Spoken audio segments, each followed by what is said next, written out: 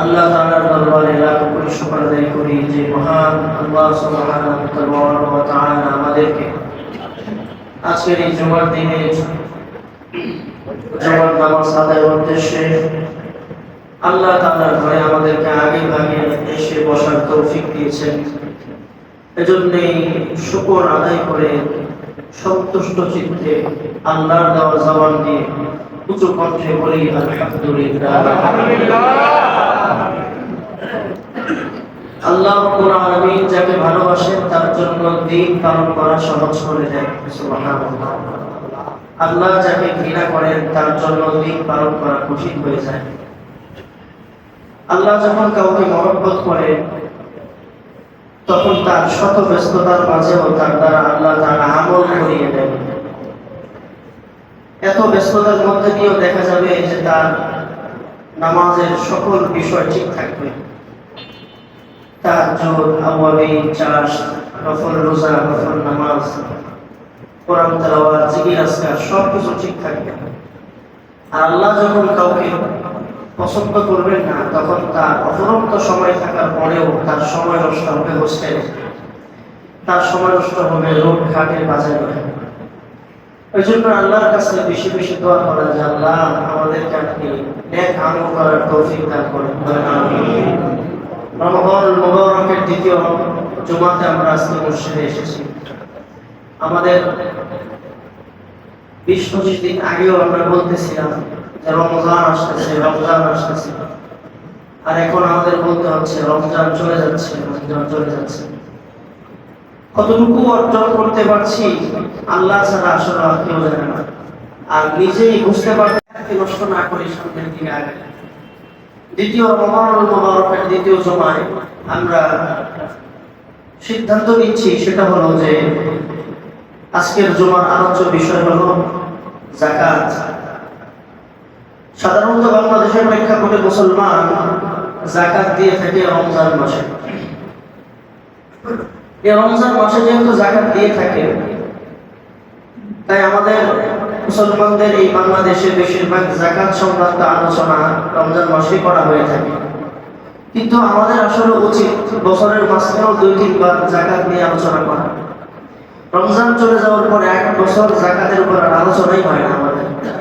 এজন্য যাকাত নামক ইবাদত যে ফরজ, একটা গুরুত্বপূর্ণ ইবাদত, আমরা অনেকেই ভুলে যাই। প্রিয় ভাইয়েরা আমার, ইসলামের 5টি স্তম্ভের গুরুত্বপূর্ণ একটি স্তম্ভ হলো যাকাত। ইসলামের বুনিয়াদ 5টি বিষয়ের উপরে। এক নম্বর কি ভাই? কালিমা। 2 নম্বর নামাজ। 3 নম্বর যাকাত। 4 নম্বর 1 নম্বর হলো নামাজ, ঈমান। ঈমানের পর হলো নামাজ, নামাজের পরে যাকাত। 4 নম্বর হলো রোজা। 5 নম্বর হলো হজ। পবিত্র কোরআনুল কারীমে 27 জায়গায় আল্লাহ তাআলা একসাথে একযোগে বর্ণনা করেছেন ওয়া আকিমুস সালাহ ওয়া আতুজ যাকাত। নামাজের সাথে যাকাত সংক্রান্ত আয়াত কোরআনের প্রায় 27 জায়গায় একসাথে। মক্কায় যখন রাসূল সাল্লাল্লাহু আলাইহি সাল্লাম ছিলেন তখন মক্কাতে 8 বার নাযিল হয়েছে, বাকি 19 বার মদিনাতে রাসূল যাওয়ার পরে আয়াত নাযিল হয়েছে। চিন্তা করে দেখুন যাকাত কতটা গুরুত্বপূর্ণ। যাকাতের মাকসাদ কি? যাকাতের মাকসাদ হলো সমাজ থেকে দারিদ্রতা দূর করা। আল্লাহ রাব্বুল আলামিন যাকাত নামক একটা ইবাদত কেন দিয়েছেন এবং শুধু দেন না, এটাকে আল্লাহ ফরজ করে দিয়েছেন। মাকসাদ, উদ্দেশ্য, এর গোল রহস্যটা হলো সমাজ থেকে কি দূর করা? দারিদ্রতা দূর করা। সমাজের গরিব মানুষের মুখে হাসি ফোটানোর উদ্দেশ্যে আল্লাহ তাআলা যাকাত দিয়েছেন। দুঃখ এবং পরিতাপ এবং আফসোসের সাথে আমাদের বলতে হয়, বাংলাদেশের এই অবস্থাতে আমাদের বাংলাদেশে যাকাতকে যতটা গুরুত্ব দেওয়ার দরকার ছিল সেই পরিমাণ গুরুত্ব দেওয়া হচ্ছে না। না দিয়ে উল্টা ট্যাক্স নামক একটা যন্ত্র আছে, এই যন্ত্রটারে এত অধিক পরিমাণ গুরুত্ব দেয় যে এই ট্যাক্স নামক যন্ত্রের ভিতর দিয়ে আল্লাহর গুরুত্বপূর্ণ বিধান যাকাত হারায় গেছে। ঠিক কিনা বলেন? রাষ্ট্রীয় সরকারের দায়িত্ব ছিল আল্লাহর এই বিধানটাকে সমাজে কায়েম করা। যদি যাকাত সঠিকভাবে সমাজে কায়েম থাকতো তাহলে ট্যাক্স নেওয়ার প্রয়োজন পড়তো না। ট্যাক্স থাকতো, সমস্যা নেই, কিন্তু যাকাত যদি সঠিকভাবে আদায় হতো তাহলে আমাদের এই রাষ্ট্রে, আমাদের এই দেশে আশা করা যায় ইনশাআল্লাহ 2-3 বছর পরে দরিদ্র ভিক্ষুক খুঁজে পাওয়া যাবে। এখন প্রশ্ন করতে পারেন, হুজুর এত ছোট মুখে এত বড় কথা আপনি বলে ফেললেন কেন? ইতিহাস কি নাই এরকম? আমাদের সমস্যা হলো আমাদের পাঠ্যপুস্তক কিতাবাদির মধ্যে, বই পুস্তকের মধ্যে, স্কুল কলেজের বই পুস্তকগুলোর মধ্যে এই সংক্রান্ত কোনো আলোচনাই ওঠায় না। যার পরিমাণ আমাদের মুসলমানের সন্তানরা জানেই না যে সোনালী একটা যুগ ছিল, একটা ইতিহাস ছিল।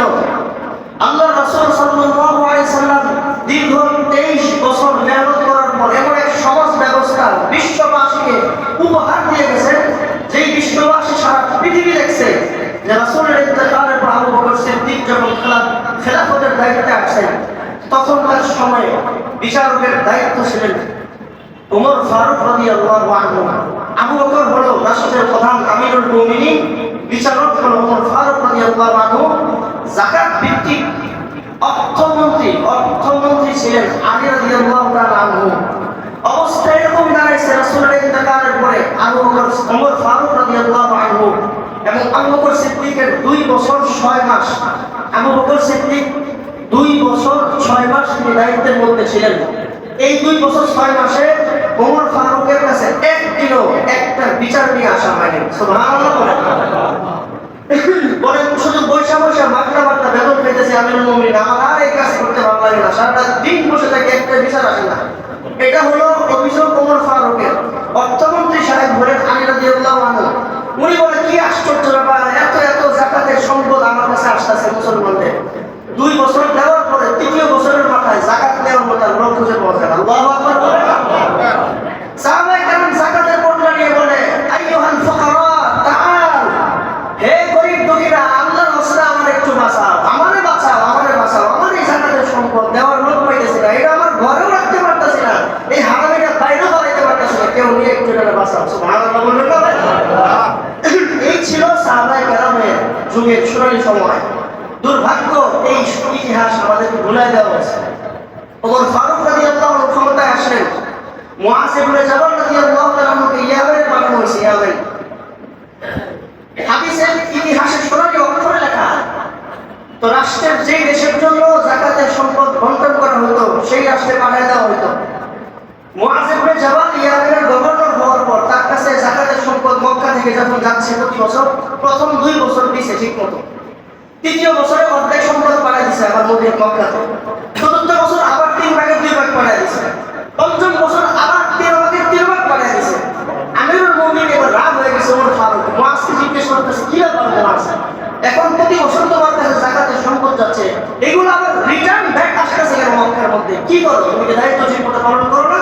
মুআজ ইবনে জাবাল বলতেছে আমিরুল মুমিনিন, যাকাত দেওয়ার মতো মানুষ পাইলে তো আমি দিব, কাউকে পাই না, এইজন্য আবার রিটার্ন ব্যাক করতে হচ্ছে। সুবহানাল্লাহ, এটা ইতিহাস মুসলিম ভাইরা আমার। যদি ঠিকভাবে যাকাত বণ্টনটা ঠিকমতো করতে পারতো আমাদের রাষ্ট্র ব্যবস্থা, তাহলে আমাদের রাষ্ট্রে কি থাকতো না? দরিদ্র থাকতো না, গরিব থাকতো না। এগুলো কাল্পনিক কোনো গল্প নয়, এগুলো ইতিহাসের একেবারে জলজন্ত দৃষ্টান্ত, এগুলো আমাদের সামনে উপস্থিত, কিন্তু আমাদের কাছ থেকে এগুলো গোপন করে রাখা হচ্ছে, চোখের সামনে থেকে এগুলো সরাই দেওয়া হচ্ছে।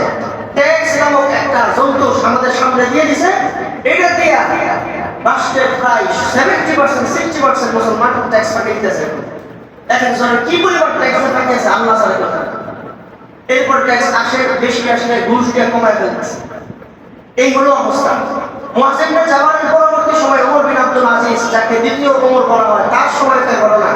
তারপরে রাসূলের ইন্তেকালের পর প্রায় আগামী 70টা বছর, নবীজির ইন্তেকালের পরে প্রায় 60 বছর 70 বছর পৃথিবীতে মধ্যে যখন অর্ধেকটা পৃথিবী শাসন ছিল মুসলমানদের দখলে, তখন বড় বড় রাষ্ট্রগুলোর মধ্যে গরিব দুঃখী খুঁজে পাওয়া যেত না। সুবহানাল্লাহ বলবেন না? এটা ছিল সাহাবায়ে কেরামের যুগের সোনালী যুগ। সব দারিদ্রতা দূর করতে যে ব্যবস্থার মাধ্যমে, সেটা হলো যাকাত ভিত্তিক অর্থ ব্যবস্থা। কি ভিত্তিক অর্থ ব্যবস্থা? যাকাত ভিত্তিক অর্থ ব্যবস্থা। এটা হলো ভাই আমাদের সোনালী ইতিহাস। ইতিহাস দিয়ে শুরু করলাম আজকের আলোচনা, কারণ আমরা আমাদের সাহাবায়ে কেরাম রাসূলুল্লাহ সাল্লাল্লাহু আলাইহি ওয়াসাল্লামের হাতে গড়া সৈনিক সাহাবায়ে কেরাম, তাদের এই রাস্তা থেকে আমরা সরে যাওয়ার কারণে আমাদের জিল্লতি জিন্দেগি শুরু হয়েছে। ওমর ইবনে আব্দুল আজিজের সময়ও মক্কার এই রোডের মধ্যে তখনকার নাগরিকরা পটনা নিয়ে হাঁটতো, গাছের উপরে পটনা ঝোলায় লেখা রাখতো, ভাই তোমাদের যার দরকার নিয়ে যাও। 1 মাস 2 মাস 3 মাস 4 মাস 5 মাস 6 মাস চলে যায়, এরপরেও এই গাছের উপরে ঝুলে থাকা যাকাতের পটনা নেওয়ার মতো লোক নাই। সুবহানাল্লাহ। কি ছিল যুগ, কি ছিল সময়। আল্লাহ আমাদের সবাইকে সেই সোনালী যুগে আবার আমাদেরকে ফিরিয়ে দেন। আমাদের মুসলমান কর্মপ্রধান যারা আছে, রাষ্ট্রপ্রধান যারা আছে, কর্ণধার যারা আছে, তাদেরকে আল্লাহ এটা বোঝার তৌফিক দান করেন।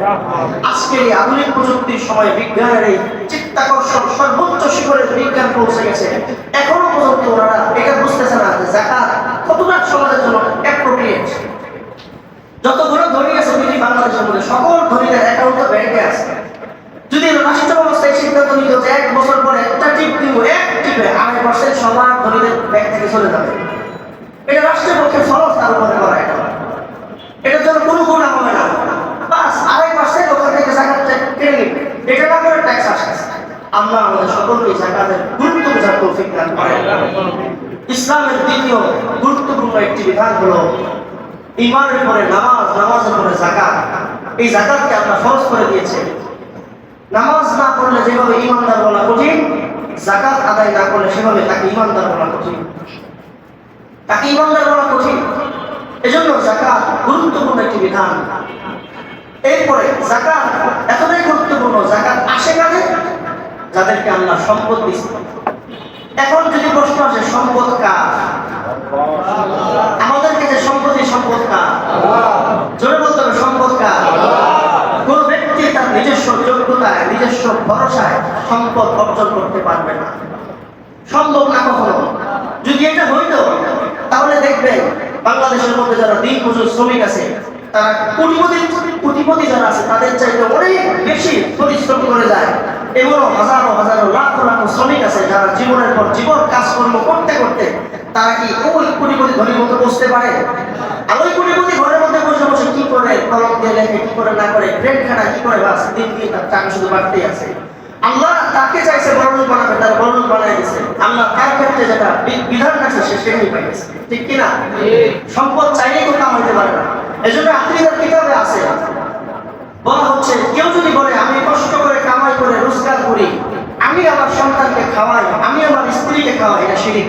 এটা কি শিরক? কেউ আমি খাওয়াই না, খাওয়াই কে?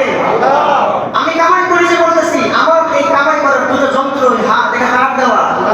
যে ব্রেন দিয়ে কাজ করি, ব্রেনটা কার দেওয়া? সব আল্লাহর দেওয়া। অতএব আমি কামাই করি না বললে শিরক হয়ে যাবে। কিতাব বলতে আছে, এজন্য এটা বলতে নাই। এজন্য সম্পদ আল্লাহ দেন, সম্পদ কারো নিজস্ব অধিকার না। সম্পদ যে আল্লাহ কাকে কি ওসিলায় দেয়, আল্লাহ ভালো জানে। আল্লাহ ভালো জানে যে কাকে কোন ওসিলায় সম্পদ দান করে। একজন সাহাবী আসে, ইয়া রাসূলুল্লাহ, নবীর কাছে অভিযোগ করে আসে, ইয়া রাসূলুল্লাহ, আপনার সমাজের মধ্যে আমাদের পরিবারের মাত্র 2 ভাই। তিরমিজি শরীফে হাদিসটা পাবেন যে আমরা 2 ভাই। ইয়া রাসূলুল্লাহ, আমি খুব কষ্ট করে আমার পরিবার লালন পালন করি, আমি একা কামাই করি, আর আমার এই ভাই শুধু আপনার দরবারে বসে থাকে। সুবহানাল্লাহ। কার দরবারে বসে থাকে? রাসূলুল্লাহ। কার দরবারে বসে আছে? মুহাম্মদুর রাসূলুল্লাহ সাল্লাল্লাহু আলাইহি ওয়াসাল্লাম।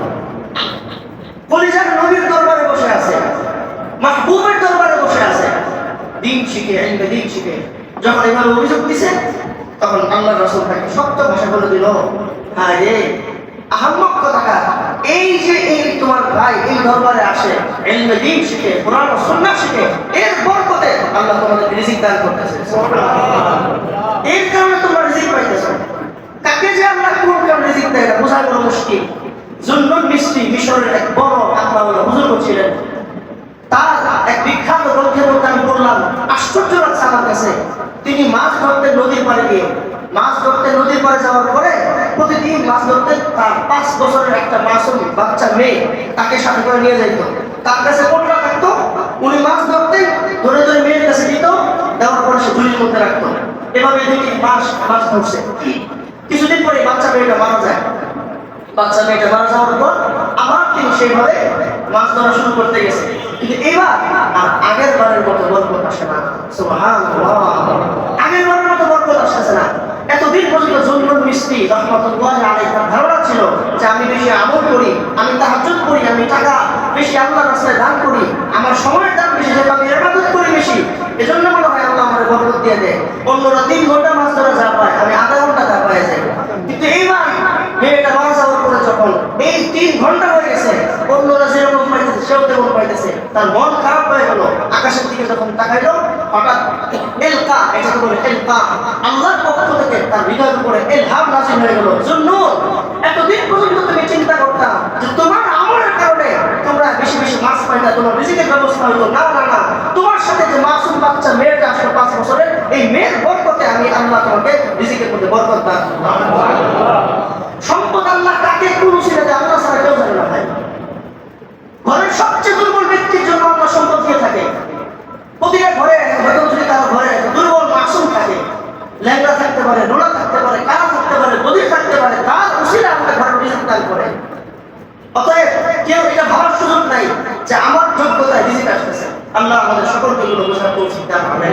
প্রিয় ভাইরা আমার, যাকাত, এজন্য আল্লাহ তাআলা যাকাতকে ফরজ করেছেন যে সম্পদ তোমার না, আল্লাযীনা ইউনফিকুনা আমওয়ালাহুম, আমি আল্লাহ রাব্বুল আলামিন তোমাদেরকে দান করছি সম্পদ। কে দান করছে? আমার দেওয়া সম্পদ থেকে। আল্লাযীনা ইউকিমুনাস সালাত ওয়া ইউতুনাজ যাকাত ওয়া হুম বিল আখিরাতি ইউকিনুন ওয়া হুম বিল আখিরাতি হুম কাফিরুন, যে আমি আল্লাহ তোমাদেরকে যে সম্পদ দিয়েছি সেখান থেকে তোমরা খরচ করো। এজন্য যাকাতের ব্যাপারে আল্লাহ তাআলা পবিত্র কোরআনে কারীমে আয়াত দিয়েছেন, ওয়াল্লাযীনা ইয়াকনিজুনা আয-যাহাবা ওয়াল ফিদ্দা, আল্লাহ আগে ফরজ করেছেন ওয়া আকিমুস সালাত ওয়া আতুজ যাকাত ওয়া আতিউর রাসূল লাআল্লাকুম তুরহামুন, তোমরা যাকাত নামাজ কায়েম করো, যাকাত প্রদান করো, ওয়া আতিউর রাসূল, রাসূলকে অনুসরণ করো। এই আয়াত যখন নাযিল হলো, সাহাবায়ে কেরাম আস্তে আস্তে মানসিক প্রিপারেশন নেওয়া শুরু করলেন। কিছুদিন পরে যাকাতের আয়াত নাযিল হয়ে গেল। 27টা আয়াত একসাথে বারবার শুধু নামাজ আর যাকাতের কথা আসছে, বারবার শুধু নামাজ আর যাকাতের কথা আসছে। একদিন কিছু সাহাবায়ে কেরামের মাঝে যখন তার বাড়া শুরু হয়ে গেল যে যাকাত দেওয়া নিয়ে একটু এদিক সেদিক, তখন আল্লাহ হুমকি আয়াত নাযিল করে দিলেন, ওয়াল্লাযীনা ইয়াকনিজুনা আয-যাহাব ওয়াল ফিদ্দাতা ওয়া লা ইউনফিকুনাহা ফি সাবিলিল্লাহ ফাবাশশিরহুম বিআযাবিন আলীম। শোনো, তোমরা যারা ঘরের মধ্যে স্বর্ণ এবং রৌপ্য মজুদ রাখো, যারা ঘরের মধ্যে সম্পদকে কক্ষিগত করো, শোনো, ওয়া লা ইউনফিকুনাহা ফি সাবিলিল্লাহ, সম্পদ শুধু রেখে দাও আল্লাহর রাস্তায়, তোমরা দিয়ে দাও না, ছেড়ে দিচ্ছ না, ফাবাশশিরহুম বিআযাবিন আলীম, মনে রাখবা তোমাদের জন্য অচিরে যন্ত্রণাদায়ক কঠিন শাস্তির ব্যবস্থা আছে। নাউযুবিল্লাহ বলেন। এই আয়াত আল্লাহ দিয়েছেন। এখন দেখেন খুব লক্ষণীয় বিষয়, পবিত্র কোরআন থেকে সূরা তাওবার এই আয়াত, যাকাতের ব্যাপারে আল্লাহ আয়াত নাযিল করেছে। কোরআনের বিভিন্ন জায়গায় বিভিন্ন অন্যায়ের কি শাস্তি, একটা অন্যায়ের এক এক শাস্তি। নামাজের জন্য এক ধরনের শাস্তি, জিনাকারীর জন্য এক ধরনের শাস্তি। এই যার যে অন্যায় সেই শাস্তির বিবরণ। যাকাতের শাস্তি নাকি আল্লাহ বলে, ইয়াউমা ইউবা আলাইহা ফি নারি জাহান্নাম ফাতুকওয়া বিহা জিবাহুম ওয়া জুনুবুহুম ওয়া যুহুরুহুম হাযা মা কানাসতুম লিআনফুসিকুম ফাযুকু মা কুনতুম তাকনিজুন। যারা যাকাত ঠিকভাবে আদায় করবে না, তাদের উপর আল্লাহ বলতেছে যারা স্বর্ণ এবং রূপা জমা করবে, এক কথা সম্পদকে জমা করে রাখবে, হাসরের মাঠে এই স্বর্ণ এবং রূপা, এই স্বর্ণ এবং রূপা, কথাটা বারবার কেন বলতেছি? সারা পৃথিবীতে ওয়ার্ল্ড গ্লোবালাইজেশন যদি গবেষণা করেন, পৃথিবীতে আজ থেকে সারা দুনিয়াতে যত ব্যাংক আছে, সকল দেশের সকল ব্যাংকগুলো যেই বিষয়ের উপরে, যে ভিত্তির উপরে চলে, সেটা হলো গোল্ড। যারা অর্থনীতিবিদ আপনারা জানেন যে একটা রাষ্ট্রের রিজার্ভ ব্যাংকে যেই পরিমাণ গোল্ড জমা থাকে, ওই গোল্ডের উপর ভিত্তি করেই ওই রাষ্ট্রের সবকিছু চলে। সারা দুনিয়ার মধ্যে সবচেয়ে বেশি টাকার দাম কোন দেশে? কাতার না কুয়েত? কুয়েত। কেন? কুয়েতের সবচেয়ে বেশি রিজার্ভ ব্যাংকে গোল্ড জমা। পবিত্র কোরআনুল কারীমে মানুষের অর্থ ব্যবস্থার একমাত্র যে দুইটা শব্দ, সেটা হলো গোল্ড এবং রূপা, সিলভার। কেন স্বর্ণ এবং এই রূপার কথা আসলো? আর আজ সারা পৃথিবীতে ডলার নামক এই কাগজের টাকা কারা বিতরণ করলো? এটা সিক্রেট বিষয়। মুসলিম উম্মাহর সামনে এগুলো কনসেপ্ট ক্লিয়ার না, ক্লিয়ার না। আজ দেখতেছি আমার পকেটে 1000 টাকা, এই নোটটার কি দাম আছে? কোনো দাম নাই। এই নোটটার ভ্যালু হলো ব্যাংকের রিজার্ভে যে স্বর্ণ আছে ওটার উপর ভিত্তি করে এই নোট ভ্যালু। এই জন্য আল্লাহ কোরআনের অর্থ ব্যবস্থা দিচ্ছে গোল্ডের আর সিলভারের, এটা সরাই দিয়ে আজকে পাশ্চাত্যরা দিচ্ছে কি ডলার। ওই সময় শব্দ ছিল কি, সাহাবায়ে কেরামের শব্দ ছিল দিনার দিরহাম। এই যে গুরুত্বপূর্ণ কথাগুলো, এগুলো এই জন্য বলা হচ্ছে, কোরআনে আল্লাহ বলতেছে স্বর্ণ এবং রূপা আমাদের মূল কিন্তু সম্পদ, স্বর্ণ আর রূপা। এগুলোর উপর ভিত্তি করে আমাদের টাকা পয়সা। স্বর্ণের দাম বেড়ে গেলে টাকার দাম কমে যাচ্ছে। এই জন্য এটা আরেকটু লম্বা আলোচনা, অর্থনৈতিক বিষয় আলোচনা করতে গেলে করা যাবে। আল্লাহ বলতেছে যারা স্বর্ণ এবং রূপা জমা করবে, হাসরের মাঠে এই স্বর্ণ এবং রূপাগুলোকে গলায় আগুন বানায় এগুলো দিয়ে ছেক দেওয়া হবে। ছেক কোথায় ছেক দিবে? পেটে, পিঠে, পায়খানার রাস্তায়। নাউজুবিল্লাহ বলবে না? ছেক দেওয়া হবে, সাপ হবে, সাপ হয়ে গলা পেঁচানো হবে, শিকল লাগানো হবে, আগুনের শিকল, শিকলটা হবে সাপের আকৃতিতে। ছেক দেওয়া হবে এবং সবল দিবে, বলবে এটাই তো তোমার সম্পদ ছিল, ঠিক না? এটাই তো তুমি এদের রাখছিলা, এটার জন্য কাজটা করেছো। আজকে সাপ গ্রহণ করো, এই সাপগুলো আস্বাদন করো। কেন স্বর্ণ দিলে? কারণ স্বর্ণ সে জমা করছে, এই জন্য স্বর্ণ দিয়ে আল্লাহ আযাব দিবে। যেই বস্তুর যে অন্যায় সেটা সে শাস্তি। আলেম যারা আমরা আছি, আল্লাহ আমাদের মাফ করে দেন, আলেমদের হাসরের মাঠে কি শাস্তি হবে? আলেমদেরকে মাথার মধ্যে আঘাত করা হবে। কেন? ইলম জ্ঞান কই থাকে? ইলম আর জ্ঞান কই থাকে? মাথায় থাকে। আর ইলম জ্ঞান প্রকাশ হয় জবান দিয়ে। কি দিয়ে প্রকাশ হয়? জবান দিয়ে প্রকাশ হয়। এজন্য জিহ্বা কাটবে আলেমদের। আল্লাহ আমাদের মাফ করে দেন, আল্লাহ আমাদের আলেমদেরকে মাফ করে দেন। জিহ্বা কাটা হবে আলেমদের, ব্রেন আঘাত করা হবে আলেমদের। কারণ ইলম থাকে ব্রেনে, আর এই ইলম প্রকাশ হয় জবানে। এই দুই জায়গায় আলেমদেরকে আঘাত করা হবে বেশি।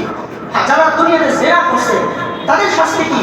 হাসরের মাঠে তাদের লজ্জা স্থান থেকে দুর্গন্ধ পচা বের হবে। কেন এই শাস্তি? কারণ জিনাগুলো হয় কোন জায়গা দিয়ে? লজ্জা স্থান দিয়ে হয়। এই জন্য তাদের আযাব হবে যায়। যারা সুদ খায়, সুদ খায় কোথায়? পেট। এই জন্য পেটে এদের আযাব হবে। যার যে আযাব তার সেই আযাব সেই জায়গায়। আল্লাহ আমাদেরকে মাফ করে দেন। আল্লাহুম্মা আজিরনা মিনাল নার, বলেন আমিন। এই হলো কি কথা? এই হলো স্বর্ণ যারা দিবে না, তাদের যারা যাকাত ঠিকভাবে আদায় করবে না তাদের শাস্তি। আল্লাহ আমাদের সবাইকে যাকাত যেন সঠিকভাবে আমরা আদায় করতে পারি সেই তৌফিক দান করেন। আল্লাহ যাকাত ফরজ করতে গেল ভাইরা আমার, শুধু বছরে একবার রমজান মাসে হিসাব করে শুধু যাকাতের আলোচনা করা হয়, সারা বছর এগুলো আমরা ভুলে যাচ্ছি। এখন আল্লাহ যে যাকাত ফরজ করছে, যাকাত দিবে তারা যাদের সম্পদ আছে। কি পরিমাণ সম্পদ আছে আল্লাহ তাআলা এটা বলে দিয়েছেন পবিত্র কোরআনুল কারীম। এই আয়াতগুলো গবেষণা করে ফুকাহায়ে কেরাম বলতেছেন 52.5 ভরি রূপা। কত রূপা ভাই? 52.5 ভরি রূপা, অথবা 7.5 ভরি স্বর্ণ, অথবা সমমূল্যের অর্থ সম্পদ যার কাছে থাকবে তার উপরে কি যাকাত? এবং এই সম্পদগুলো 1 বছর পরিমাণ কত? 1 বছর সমপরিমাণ এই সম্পদগুলো নিজের কাছে, তার নিজস্ব প্রয়োজনের অতিরিক্ত যদি থাকে তার কাছে, তার উপর যাকাত কি? তাও কি আল্লাহ যাকাত সবটা চাইছে না মাত্র 2.5%? মাত্র 2.5% সম্পদ আল্লাহ চাইছে। এখন যদি হিসাব করা হয় তাহলে দেখবেন, আমি সবচেয়ে আজকে কয়েকটা দিন যাবত পুরো বিষয়গুলো চিন্তা ভাবনা করতে করতে আমি একটা বইয়ের মধ্যে মোটামুটি অনেক কিছু পাইছি। চিন্তা করলাম যে এই পুরো বিষয়গুলো আজকে মুসলিমদের শোনানো দরকার। যাকাত ফরজ হওয়ার শর্ত হলো 3টা। যাকাত ফরজ শর্ত কয়টা? 3টা। খুব খেয়াল করবেন। 1 নম্বর হলো নিসাব পরিমাণ সম্পদের মালিক হওয়া। এই বিষয়গুলো গুরুত্ব সহকারে বুঝে জানা আছে। যাকাত ফরজ হয় শর্ত হলো 3টা। একটা হলো নিসাব পরিমাণ সম্পদের মালিক হওয়া। নিসাবের পরিমাণ কি?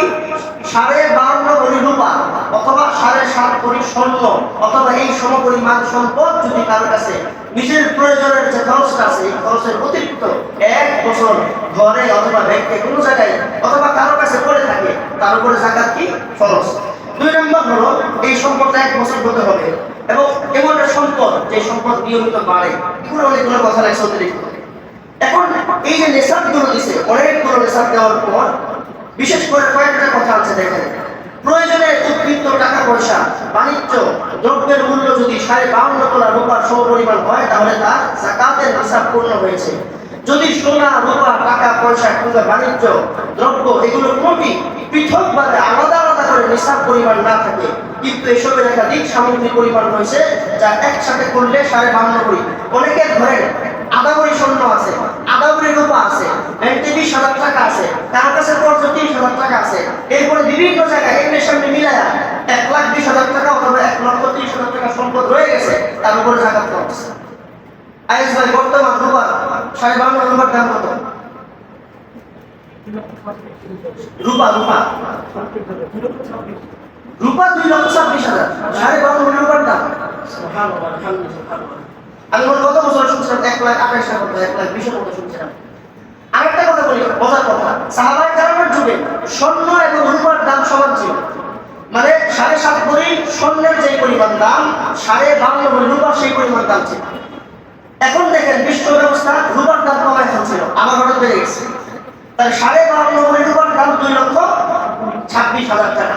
কিন্তু সবার কাছে এই পরিমাণ থাকে না। দেখা যায় যে কারো কাছে গোল্ড থাকে, স্বর্ণ থাকে, রূপা থাকে, অনেক কিছু থাকে, 3-4টা একসাথে মিলে যদি হয়ে যায় তারপরে যাকাত খরচ হয়ে যাবে। এরপরে দেখেন চারটা গুরুত্বপূর্ণ পয়েন্ট। যেদিন প্রথম নেশার পরিমাণ সম্পদের মালিক হবে সেদিন থেকে সে গণনা শুরু করবে। আজকের এই দিনে, আজ থেকে 1 বছর আগে হঠাৎ আমি দেখলাম যে আমার কাছে ধরেন এভারেজে 1,30,000 টাকা বা 1,40,000 টাকা আমার ব্যাংকে জমা আছে। এটা অতিরিক্ত খরচ, এটা 1 বছর যাবত থাকতেই আছে, এটা কোনো খরচ হইতেছে না।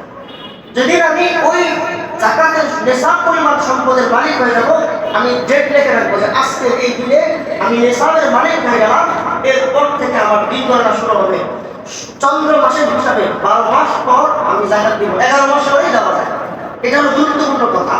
আরেকটা হলো প্রতি বছর একই তারিখে যাকাত দেওয়ার চেষ্টা করা। 1 মাস এদিক সেদিক চিন্তা করলে অসুবিধা নাই, প্রতি বছর একই সময়ে যাকাত দেওয়ার চেষ্টা করা। সব রকমের যাকাতযোগ্য সম্পদ আলাদা আলাদা ভাবে 1 বছর অতিবাহিত হওয়া লাগবে না।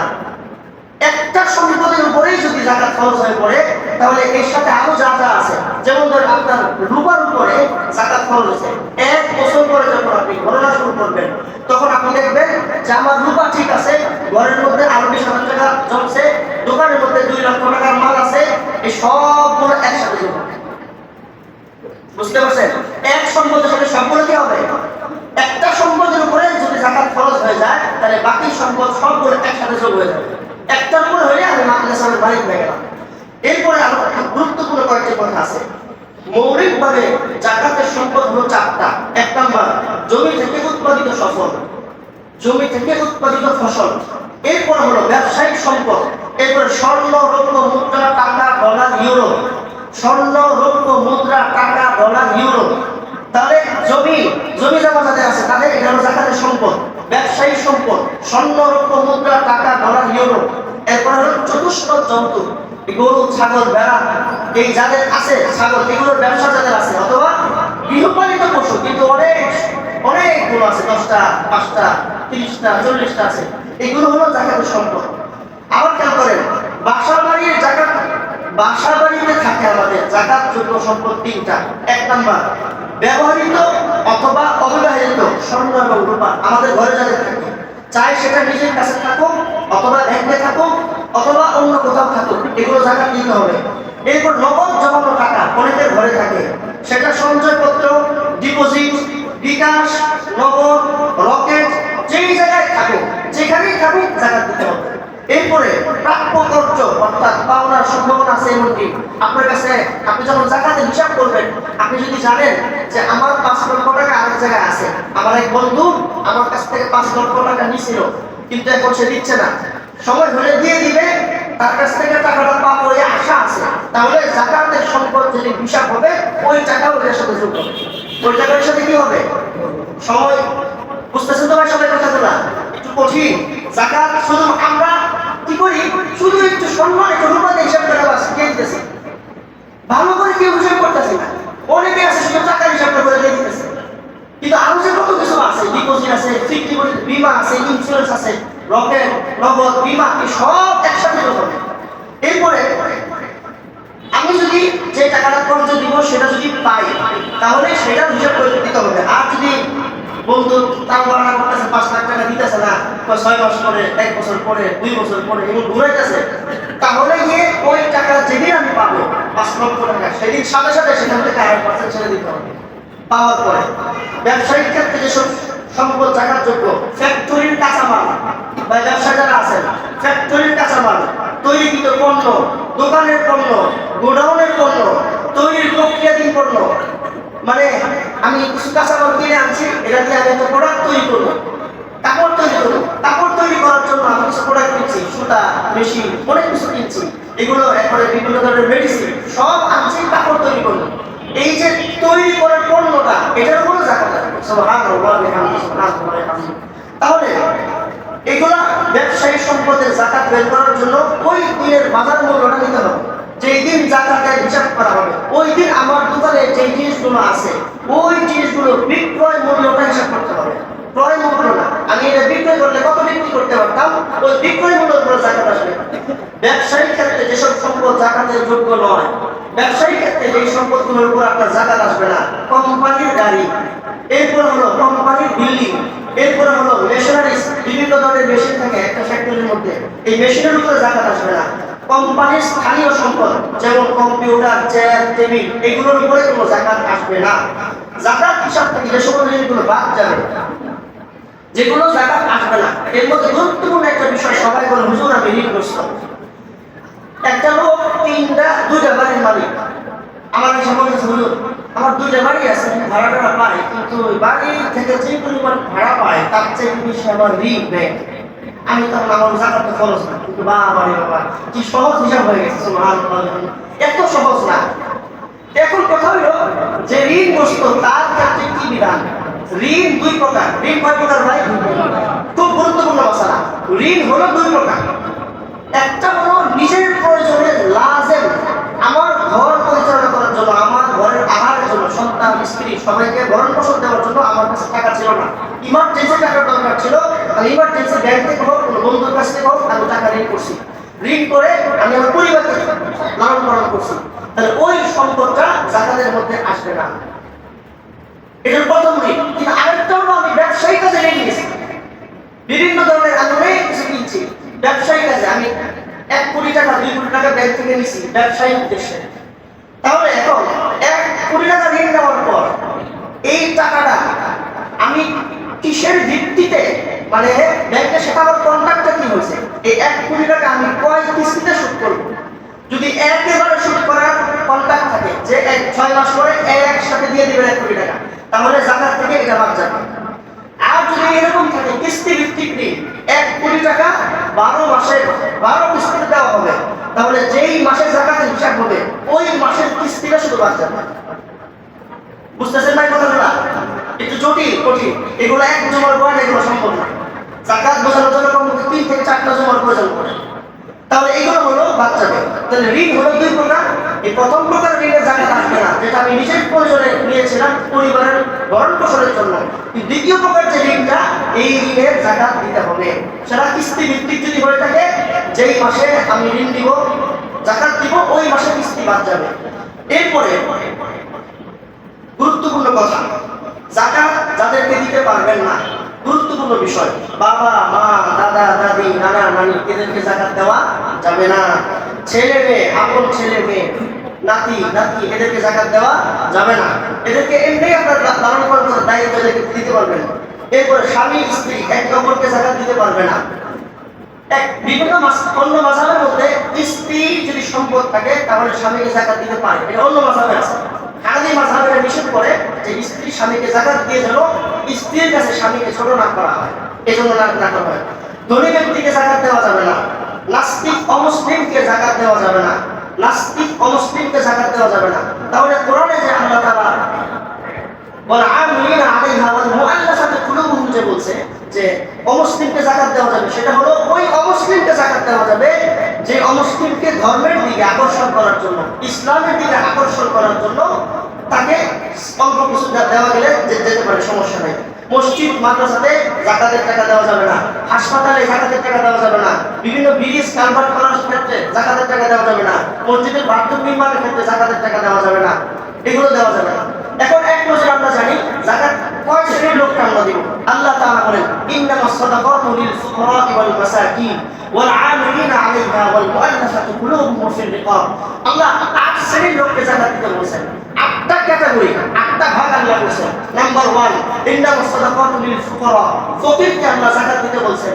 মা মা'আল ফকির, ফকির কাকে বলে? ফকির ওই ব্যক্তিকে বলে যার থাকার মতো একটু জায়গা আছে, চলার মতো পর্যাপ্ত পরিমাণ সম্পদ নাই, তাকে বলা হয় ফকির। ইন্নামাস সাদাকাতু লিল ফুকারা, ফকিরকে আল্লাহ যাকাত দিতে বলছে। ওয়াল মাসাকিন, মিসকিনকে আল্লাহ দিতে বলছে। মিসকিন, মা মা'আল মিসকিন, আল মিসকিনু লা হাজাতা, মিসকিন বলা ওই ব্যক্তিকে যার থাকার মতো জায়গা নাই, চলার মতো সম্পদ নাই, তাকে কি বলে ভাই?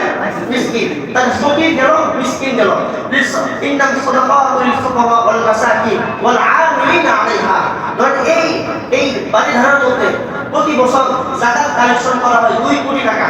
এখন এই 2 কোটি টাকা এই বাড়িধারার গরিবদেরকে যদি সুষ্ঠুভাবে বন্টন করতে হয়, এই বন্টন করার জন্য একজন লোক লাগবে কিনা? ওই লোকটাকে যাকাত বন্টন নীতির জন্য একজন কর্মচারী দরকার। সেই কর্মচারীর বেতনটা যাকাতের টাকা থেকে দেওয়া যাবে। বুঝতেছি কথাটা? যাকাত বন্টনের দায়িত্বে যে কর্মচারী থাকবে, সেই কর্মচারীকে যাকাত থেকে বেতন দেওয়া যাবে। এটাই আল্লাহ বলেছেন, ওয়াল আমিলিনা আলাইহা ওয়াল মুআল্লাফাতি কুলুবুহুম, অমুসলিমকে ইসলামের দিকে আকর্ষণ করার জন্য তাকে যাকাত দেওয়া যেতে পারে। ওয়াল মুআল্লাফাতি ওয়াফির রিকাব, গোলাম আজাদ করার জন্য।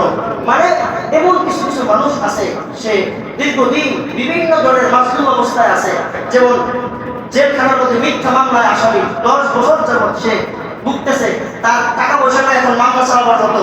ওই ব্যক্তিকে যাকাত থেকে টাকা দিয়ে তাকে মুক্ত করা যাবে। আগের যুগে ছিল গোলাম বানায় রাখতো, গোলামকে আজাদ করার জন্য আল্লাহ এখানে বলছে। আর এখনকার তাফসীর হলো, বিশ্লেষণ হলো, যত মাজলুমিন আছে সবাইকে মুক্ত করার জন্য এই সম্পদগুলো খরচ করা যাবে। এরপর আল্লাহ বলতেছে ওয়াফির রিকাব ওয়াল গারিমিন, ঋণগ্রস্ত ব্যক্তি যার এত অধিক পরিমাণ ঋণ যে ঋণের বোঝায় সে জর্জরিত অবস্থার মধ্যে আছে, তাকেও দেওয়া যাবে। তাহলে কয়টা হলো? ফকির, মিসকিন, অমুসলিম, গোলাম আজাদ, এরপর হলো ঋণগ্রস্ত ব্যক্তি, এরপর হলো আল্লাহর রাস্তায় মুসাফির ব্যক্তিকে দেওয়া যাবে। আর হলো ওয়াফি সাবিলিল্লাহি ওয়াবনিস সাবিল, যে আল্লাহর রাস্তায় জিহাদ করে তাকে দেওয়া যাবে। আর আল্লাহর রাস্তায় যে দাওয়াত দেয় দাঈ ইলাল্লাহ, তাকে দেওয়া যাবে। তাহলে এই 8টা খাত হলো যাকাতের খাত। কয়টা খাত হলো ভাই? এই 8 খাতে আমরা সম্পদ খরচ করব। এগুলো খরচ করতে গিয়ে একটু ওলামায়ে কেরামের সাথে যখন আমরা যাকাতটা হিসাব করব ভাই, প্রিয় মুসলিম ভাইরা আমার, আল্লাহর রাস্তায় বলি, যাকাত শতকরা 70% মুসলমানের যাকাত আদায় হচ্ছে না। আমার এই 8 বছরের ইমামতির জীবনে আমার লম্বা সময় গবেষণা থেকে বলছি, 70% মুসলমানের সঠিকভাবে যাকাত আদায় হচ্ছে না হওয়ার কারণে তারা নিজেরাও গোলাগার হইতেছে। প্রতি বছর যা টুকটাক দিচ্ছে সেটার মধ্যে অনেক গরমিল হইতেছে, দেখা যায় সব সম্পদ যোগ হয় না। তাই একজন বিজ্ঞ ফকির কাছে, বিজ্ঞ আলেম দ্বীনের কাছে গিয়ে আপনি আপনার জীবনে সব বলবেন যে আমার এই সম্পদ আছে, এই ফ্যাক্টরি আছে, এই মাল আছে, এতজন কর্মচারী আছে, এই মাসের খরচ এতটুকু,